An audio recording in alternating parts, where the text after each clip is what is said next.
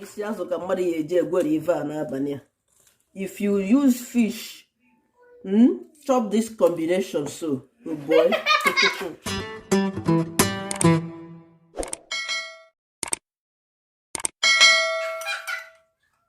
Oh, yeah. Take. You know what it is? All right, guys. You are always welcome to this very channel. It's a beautiful place to be. I appreciate all your support. So this is the second package I will be unboxing in this content. And this package is $1 million worth. Yes, it's quite expensive. The contents, they are quite expensive, you know, and they came from somewhere special. Nigeria! Directly from Nigeria, you know. And the story behind this, the person that brought this, I least expected to get something like this from the person. The person told me that he was going to be coming to UK. I was aware, but I didn't bother asking him to bring anything because he's a gentleman. You know, men, they don't like to carry load.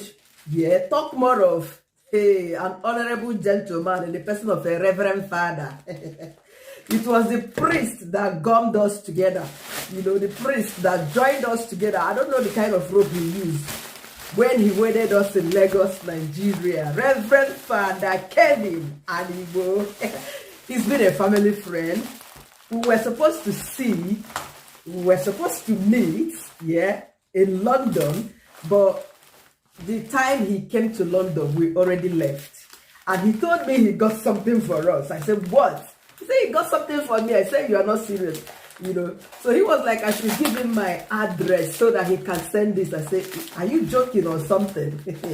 I sent him my address, and lo and behold, yesterday, these things arrived, my address. Oh my goodness.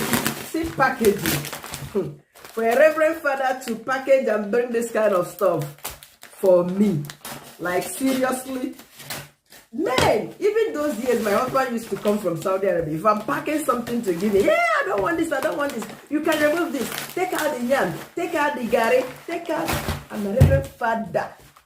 I was thinking that he was only coming to UK with his suitcase and Bible.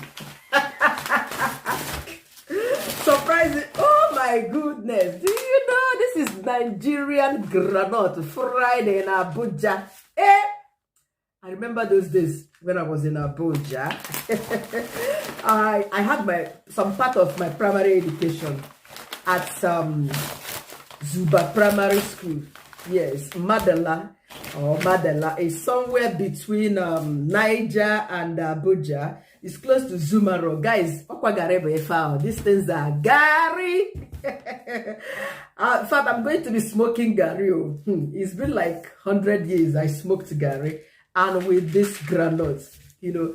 So in my early days in Abuja, I wasn't going to school. Yeah.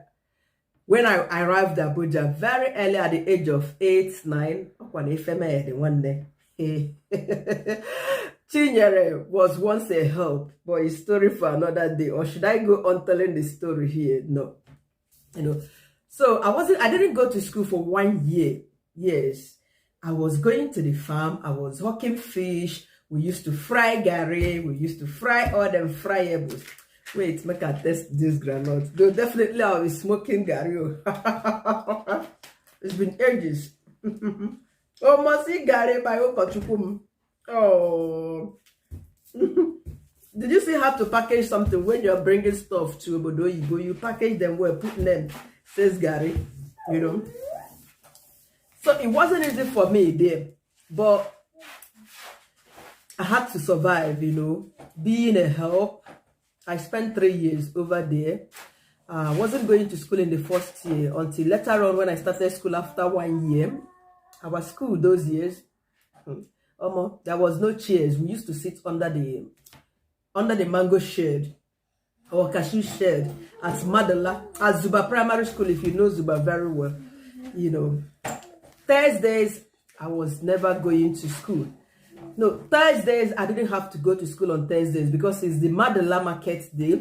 I used to go around to hawk fish.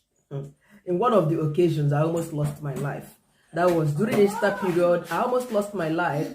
I almost got kidnapped or killed because the person threw a cutlass on me. And I didn't know how I got the grace. I flee. Come and see me running. I was flying. I ran to the dam. Oh my God, Madalama Kate. It's a memory that I would never... See, if you have a maid, if you have someone helping you, try to love the person. Try to see the person as your own daughter. I had a terrible experience. Recently, this woman called me and said, Chinyere Nwam. I said, what did I hear her say? Nwamoke. I am not your daughter, to be frank. Though I didn't say that to her, but I didn't feel like... Please, treat people nicely.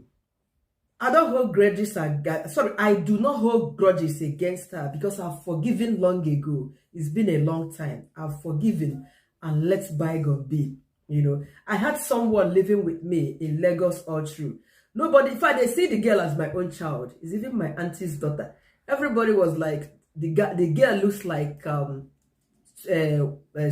my son. You know, the very first week that girl arrived Lagos was the same week in fact, before she came, I already found a school for her. You know, people didn't believe that she wasn't my child.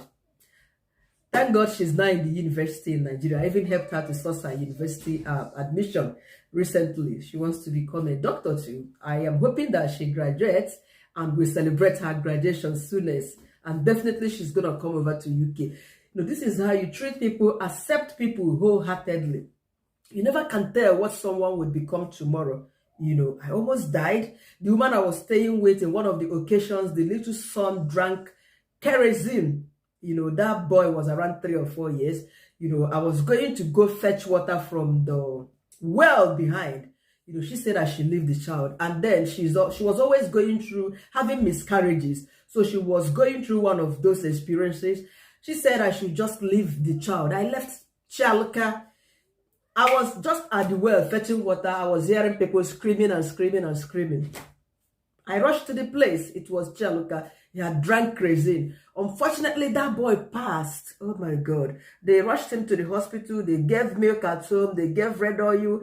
They rushed him to the hospital. The boy did not come back. And he's still rest in peace. Amen. And guess what? The woman said, I killed. He said, I killed her son. She sent me away. May God bless her late husband, because that one stood by me. Even when I ran out of the house, because she sent me away, I ran to my uncle's at Madela Junction. I spent 2 days there. The husband came for me that I should come home.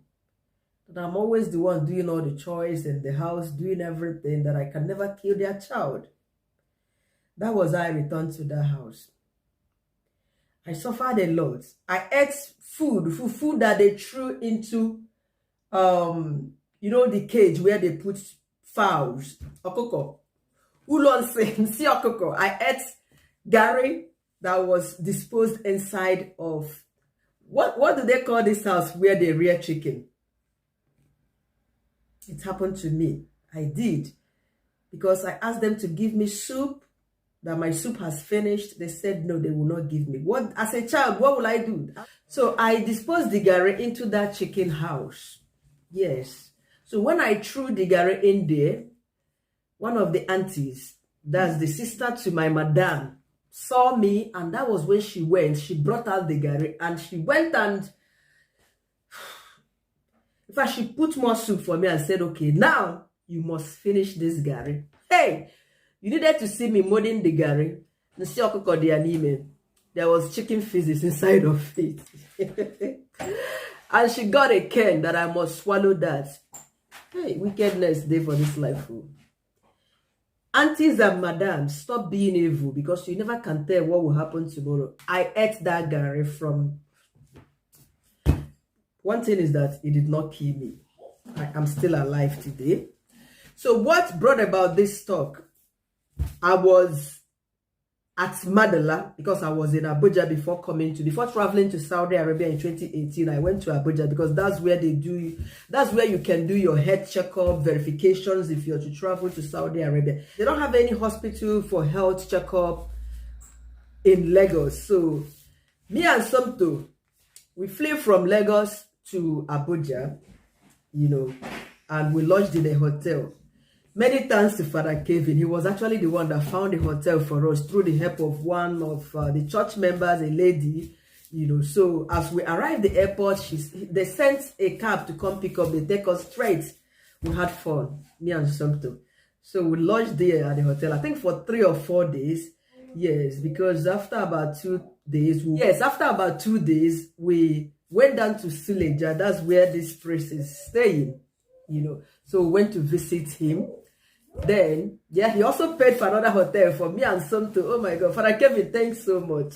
I really appreciate all you have done for us, In fact, the hotel we stayed in Abuja was classy, and this priest paid for us. And he never came there until we went to see him at Suleja.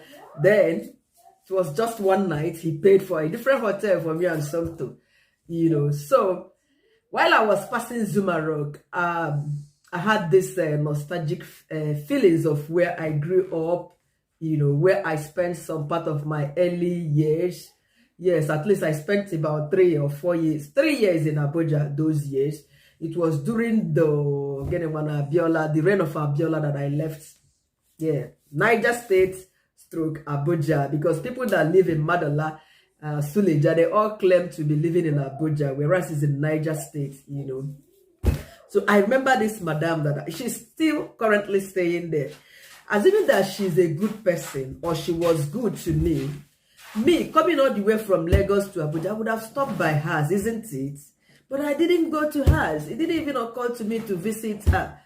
I just passed. I passed Madala. Oh my God, to Suleja. From Suleja, I passed Madala again. I never stopped by. Is it my fault? It's not my fault, because she didn't see me as her child. She never took me as her child. In fact, there was one occasion she almost strangled me to death. Guess what? We had a store those years. The store should be like, okay, this is our house, this very point. The store is about 5 minutes walk or 3 minutes walk away from the main house where we were staying. Do you know that I used to sleep in the store with all the giant rats, no foam, no mats, cartons? One mother, someone's child. So I was sleeping in the store while they sleep in their house. And early morning, this woman would just come. Do you know how she waked me up? With koboko. Pam, pam, pam, pam. Chira, will you open that door? I will just open. I will hear, fiawai. Oh, cheer for me again. Is it, has the day not... Oh my God. That was what I suffered. And when she flogged me at home, she used to sell fish. So she bring boxes of fish, that. Cartons of hazelnut, sorry. She will use that rope, that hard rope, to tie my hand, and she'll be flogging me. Oh God, Jesus have mercy. Please, I cannot do that. Despite that I got such experience, I got treated in that manner as a child, I would never ever in my life treat anybody like that. I would never. God, no way.